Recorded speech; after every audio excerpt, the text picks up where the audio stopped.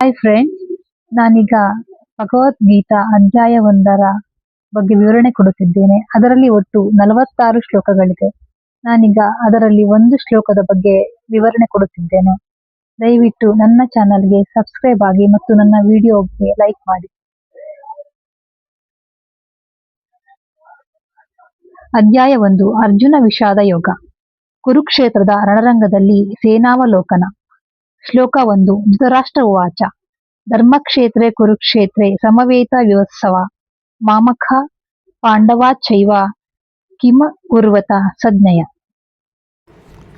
ಧೃತರಾಷ್ಟ್ರನು, ಹೇ ಸಂಜಯ, ಯುದ್ಧಾಪೇಕ್ಷೆಯಿಂದ ನನ್ನ ಮಕ್ಕಳು ಮತ್ತು ಪಾಂಡವರು ಧರ್ಮಕ್ಷೇತ್ರದಲ್ಲಿ ಸೇರಿದ ನಂತರ ಏನು ಮಾಡಿದರು ಎಂದು ಕೇಳಿದನು. ಭಾವಾರ್ಥ: ಗೀತಾ ಮಹಾತ್ಮ್ಯದಲ್ಲಿ ಸಂಗ್ರಹವಾಗಿ ಹೇಳಿದ ಮತ್ತು ಬಹುಜನರು ಓದುವ ಧರ್ಮಶಾಸ್ತ್ರ ಭಗವದ್ಗೀತೆ ಕೃಷ್ಣನ ಭಕ್ತರೊಬ್ಬರ ಸಹಾಯವನ್ನು ಪಡೆದು ಸೂಕ್ಷ್ಮವಾಗಿ ಪರಿಶೀಲಿಸುತ್ತಾ ಓದಿ ಸ್ವಪ್ರೇರಿತ ವ್ಯಾಖ್ಯಾನಗಳಿಲ್ಲದೆ ಅದನ್ನು ಅರ್ಥಮಾಡಿಕೊಳ್ಳಲು ಪ್ರಯತ್ನಿಸಬೇಕು ಎಂದು ಗೀತಾ ಮಹಾತ್ಮ್ಯದಲ್ಲಿ ಹೇಳಿದೆ. ಅರ್ಜುನನು ಭಗವದ್ಗೀತೆಯನ್ನು ಕೃಷ್ಣನಿಂದಲೇ ನೇರವಾಗಿ ಕೇಳಿ ತಾನೇ ಉಪದೇಶವನ್ನು ಅರ್ಥಮಾಡಿಕೊಂಡ. ಸ್ಪಷ್ಟವಾಗಿ ಅರ್ಥಮಾಡಿಕೊಳ್ಳುವ ರೀತಿಯೇ ಇದೆ. ಉದಾಹರಣೆಗೆ, ಇದು ಗೀತೆಯಲ್ಲಿ ಇದೆ.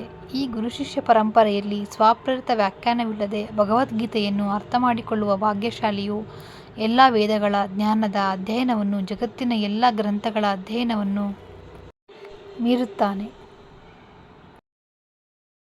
ಮಹಾಭಾರತದಲ್ಲಿ ವರ್ಣಿಸಿರುವಂತೆ ಧೃತರಾಷ್ಟ್ರನು ಸಂಜಯನು ಚರ್ಚಿಸಿದ ವಿಷಯಗಳು ಈ ಸಿದ್ಧಾಂತದ ಮೂಲತತ್ವ. ಈ ಸಿದ್ಧಾಂತವು ಕುರುಕ್ಷೇತ್ರದ ರಣಭೂಮಿಯಲ್ಲಿ ರೂಪಿತವಾಯಿತು ಎಂದು ತಿಳಿಯಲಾಗಿದೆ. ವೇದಯುಗದಷ್ಟು ತಮಗೆ ನೆನಪಿಗೆ ಮೀರಿದ ಪ್ರಾಚೀನ ಕಾಲದಿಂದ ಕುರುಕ್ಷೇತ್ರವು ಪವಿತ್ರವಾದ ಯಾತ್ರಾ ಸ್ಥಳವಾಗಿದೆ. ಶ್ರೀಕೃಷ್ಣನೇ ಭೂಮಿಯ ಮೇಲಿದ್ದಾಗ ಮಾನವ ಕುಲದ ಮಾರ್ಗದರ್ಶನಕ್ಕಾಗಿ ಇದನ್ನು ಹೇಳಿದ.